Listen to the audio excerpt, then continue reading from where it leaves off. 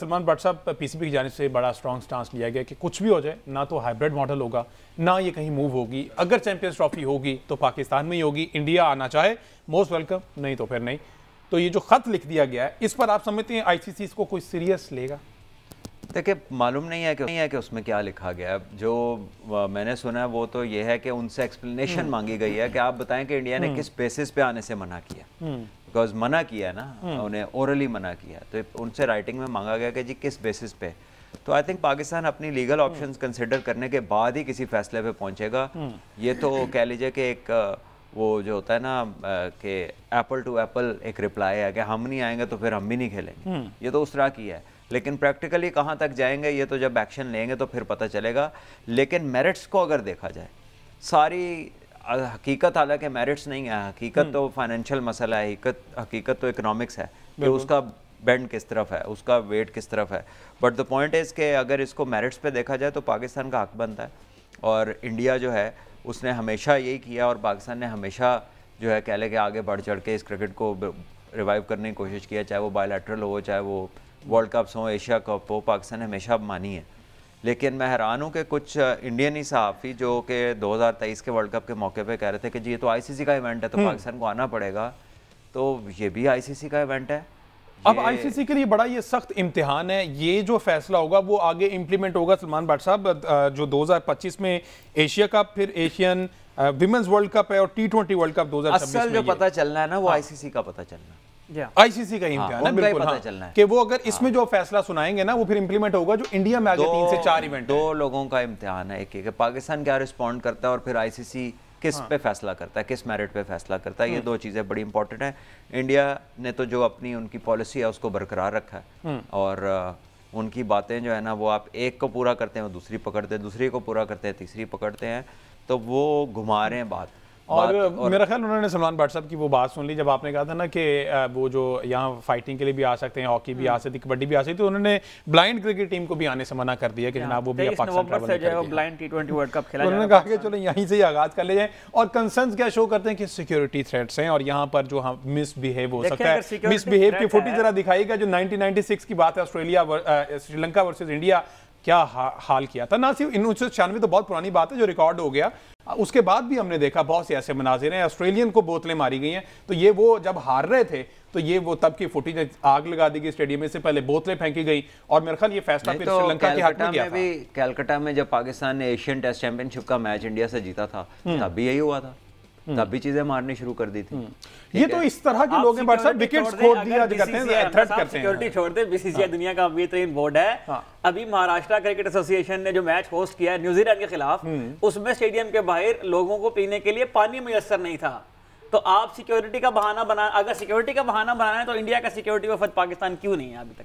आपने security check क्यों नहीं किया? आप तो इंटरेस्टेड ही नहीं है खेलने में, क्योंकि वो सिक्योरिटी के मामलात को खराब करने के पीछे खुद इंडिया मुलव्वस है। और ये बराह रास्त हमने बहुत दफा इसकी सिक्योरिटी का मसला है। उसमें तो आपको 2023 के वर्ल्ड कप की फुटेज याद नहीं है जिसमें इंडिया के ग्राउंड्स की वो स्टैंड्स का हाल सबके सामने आया था। तो सिक्योरिटी का मसला है, सहूलियात का मसला है। इस तरह भट्ट साहब ने कहा एक मेरिट है ना, एक तरीकाकार है। सिक्योरिटी वफद भेजें, वो चेक करें, हम उसको ब्रीफ करेंगे, चीजें दिखाएंगे, उसके बाद बैठ के फैसला कर लेंगे। अच्छा, आपके टाइम में व्हाट्सएप जिस तरह से आरएसएस और ये सारे शिवसेना वगैरह जो धमकियां देते हैं, किस ग्राउंड में स्पेसिफिकली कि यहाँ पर नहीं हमने खेलने देना? वैसे तो पूरे इंडिया में वो कहते हैं कि पाकिस्तान की आप जितने भी टूर्स देख लें, पाकिस्तान ने बॉम्बे में कभी मैच नहीं खेला। अच्छा, तो वो उसके लिए कुछ कहने की जरूरत नहीं है। आई थिंक वो बड़ा क्लियर एक होता था कि यहाँ पर पाकिस्तान मैच नहीं खेलेगा।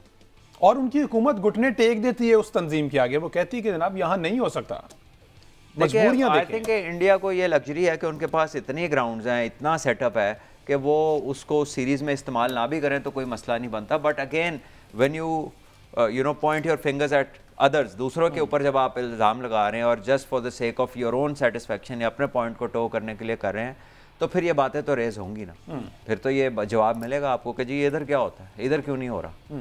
तो आई गेस कि ये तो जितनी दफा पाकिस्तान को वहां पर नहीं खेलने देगा, क्या पाकिस्तान ने ऐसे कोई कंसर्न शो किए कभी? कभी भी नहीं किया। मैं आपको बताऊं कि हम लोग कोचिन में मैच के लिए जा रहे थे तो हमारी बस पे एक बड़ा सा पत्थर आगे लगा था, उसका शीशा टूटा था। हाँ जी बिल्कुल।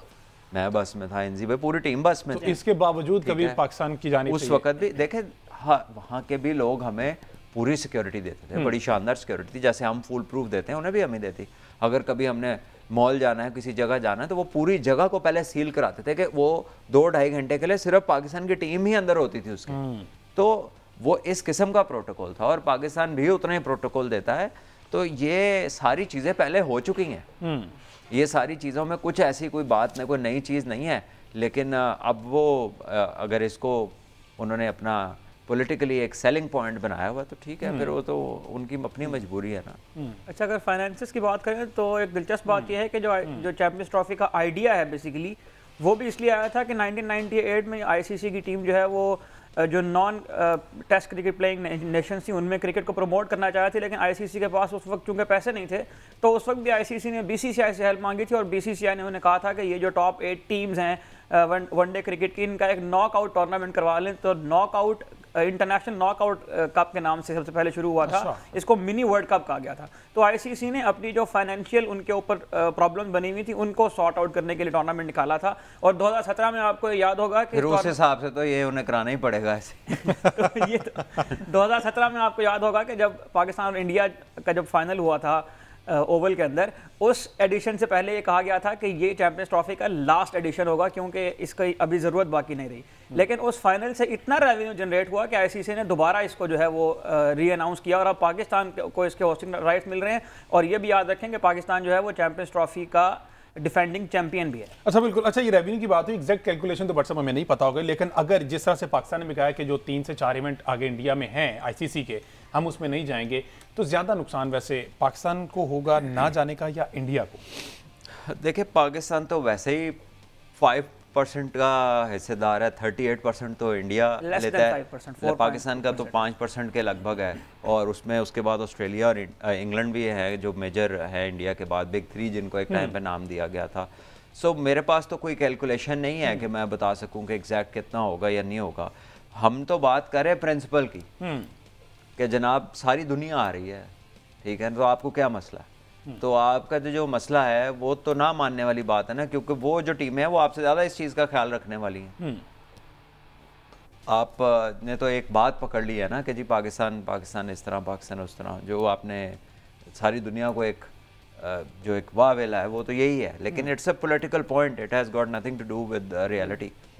अच्छा, रेवेन्यू की एमएस सब 38% रेवेन्यू का, अगर आप अगले 8 सालों का जो रेवेन्यू का मॉडल आईसीसी का है उसमें अगर आप देखें तो जो रेवेन्यू जनरेशन है उसमें चूंकि इंडिया सबसे ज़्यादा रेवेन्यू जनरेट करके देता है आईसीसी को, तो जो डिस्ट्रीब्यूशन है उसमें 38% जो है वो इंडिया को मिलता है। और जब जो दूसरे नंबर और तीसरे नंबर वाले हैं इंग्लैंड और ऑस्ट्रेलिया के बोर्ड, उनको 6% मिलता है इसके मुकाबले में। तो आप देखेंगे कितना ज़्यादा मैसिव इकोनॉमिक गैप है आईसीसी के रेवेन्यूज़ के अंदर। पाकिस्तान को जो है वो 4.7% समथिंग जो है वो इस रेवेन्यू से हिस्सा मिलता है। तो रेवेन्यूज़ के हिसाब से देखें, फाइनेंशियल मसल के हिसाब से देखें तो इंडिया का बहुत ज़्यादा जो है वो स्टेक है आईसीसी के अंदर। और आप आईसीसी इवेंट की बात कर रहे हैं ना, तो आईसीसी की डिस्ट्रीब्यूशन है, तो आईसीसी का जो वर्ल्ड कप था लास्ट T20 का ऑस्ट्रेलिया में जो हुआ था, उसमें ऑस्ट्रेलिया होस्ट था और ऑस्ट्रेलिया की राइवलरी सबसे ज़्यादा इंग्लैंड से और न्यूजीलैंड से है।